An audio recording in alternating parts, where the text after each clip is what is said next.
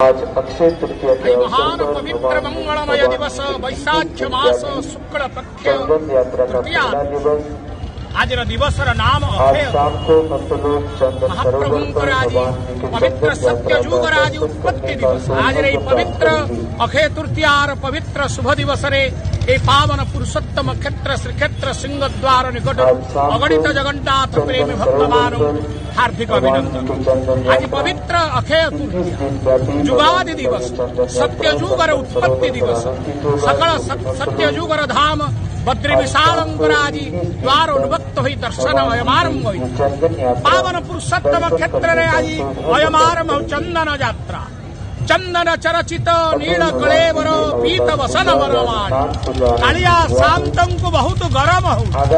प्रचंड गरम प्रचंड ग्रीष्म निदागर जतबले समग्र जगत डहल विकल होची कालिया शांत श्रीसह मानुष लीलया से तो मानुष दानवी तनु धारण करी मनुष्य लीला करुछंती गाधी पड़ले जर होउची ठंडा पड़िले शीत होउची गरम पड़िले कालिया शांत को गरम भीषण गरम हो तेणु आज ठारू महाप्रभुंकर चंदन यात्रार अयमारंभ चंदन यात्रा पाई गतरात्रु महण महण चंदन घटुआरी सेवक माने घोरी गतरात्रु भोग मंडप घरे ताहा अधिवास होई रहिछथि।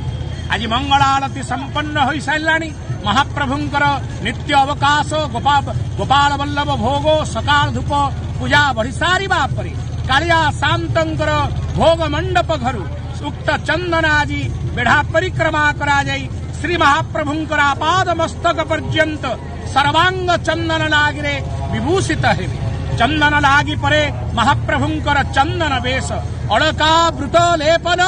बेले बेले करि दिए कंपन महाप्रभु